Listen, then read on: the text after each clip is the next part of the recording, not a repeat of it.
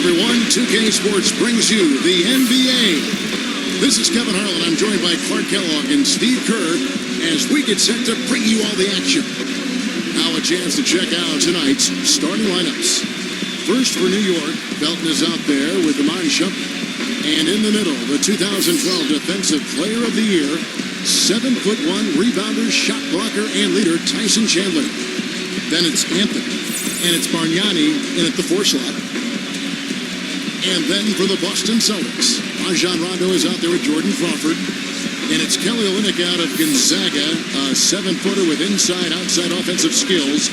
In the middle at center. What a tremendous talent, getting ready for his first NBA appearance. And there's Green, and it's Humphries in at the 4 spot. You can't be the number 2 seed in the East by being mediocre on the road. I mean, the Knicks had a veteran group, and they all had the mental fortitude and experience to finish off games on the road last season.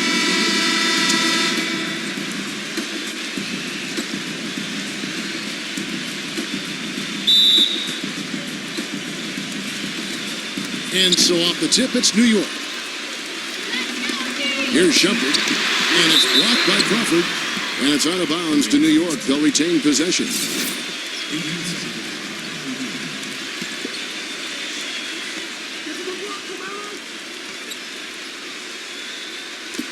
On defense, the Celtics. That's good. Felton's got the first points up on the board tonight here for New York. Clark, as you said, the Knicks were one of the tougher teams on the road, and their road record was what separated them, Steve, from the middle of the pack in the East. Yeah, 23 road wins, second only to the Heat in the East. That was interesting, Kevin. They relied so heavily on threes that sometimes on the road they'd go cold, but they could also get hot in a hurry, and they were able to avoid a bad spell. Guys, the Celtics went from being a powerhouse in the East and middle of the pack last season, but they still protected their home court as well as anybody. Easy to find inspiration here with the parquet floor under your shoes and the banners hanging over top. Now, here's Felton. Dishes to Bargnani. Outside jumper. And it's out of bounds to New York. They'll retain possession. Now let's find out what head coach Mike Woodson had to say to Doris Burke. Doris? Yes, Kevin, when we talked about this game, he said his concern was how to handle Rajon Rondo. He said, quote, Rondo has no problem getting to the middle of defenses and finding open teammates. We have to make him become more of a jump shooter. Let's see if they can do just that. And thank you for that, Doris. A shot by Anthony, no good. You do have to love the parquet floor here, as you said, Clark. The pride certainly a factor last season, as the Celtics were able to finish, Steve, with a 27-13 record here at their home. And even though the Celtics would end up just as the 7th seed in the East, you knew they would control their home floor just because of their veteran experience, their talent, their coaching. So they were really able to ride that home court into the playoffs. And you can't leave him alone, especially from long range. Here's Felton. It's Anthony with the drive. Great D that time from Green. Certainly not the green start they were hoping for, going 1 for 4 early. And so just over a minute and a half played. Tries to keep it alive. It's stolen by Iman Shumpert. Outside Anthony. Back to Shumpert. Kicks it to Chandler. Chandler right side. Just 5 to shoot.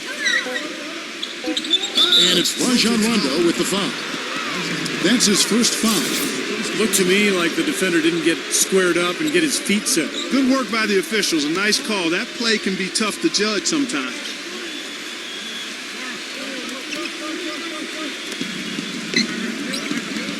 Felton against Rondo. Here's Shumpert. Can't get it to go. Now the Celtics take it the other way. One of the big things that Iman Shumpert brings to the team is his pressure defensively on the perimeter. When you have a guard like him who can go out and bother ball handlers, it can really take an opponent out of its offense. Here's Felton after Jeff Green's bucket.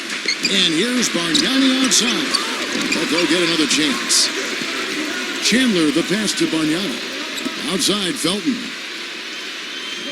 Tipped away. And pushing it up, here's Boston. Rondo kicks to Green.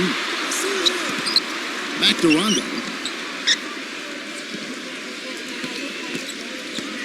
.110 left here in the opening quarter. Rejected by Felton. And that's out of bounds. Boston will retain possession. And a whole new group out on the floor right now for the Knicks. 1:05 left to play in the first. Stolen by World Peace. He kicks it to Udrich. He feeds it to Stoudemire. And there's the pass to Udrich. New York moving the ball around. And it's World Peace missing. And Shumpert had that ACL tear in the 2012 playoffs, but after missing the first month and a half, Clark, I thought he bounced back pretty well. I'd say he did. I mean, there was some concern. His game is really predicated on his athleticism at this point, but he looked pretty good. Not a great outside shooter, but he cut his turnovers down and showed he could still elevate for some spectacular finishes and was not bad shooting the ball from the three-point line. And World Peace gets it to go on the assist by Udrich. And that ties it up. Well, and the bounce pass was the key to the play. Sullinger with a screen for Brad. Shot off the screen. They get it back. And it's blocked by World Peace. And here's the fast break. Udrich leading the way. Smith. Here's Anthony. Somehow ignores the tight D and gets the layup. Anthony's got his first bucket of the night. Strong rebounding, and he's rewarded with the easy putback. Lee outside. Shot to stop the run, and that one's good. So at the end of one quarter of play, still a close game. Celtics lead by 1. The second quarter coming up right after this break, so don't go anywhere.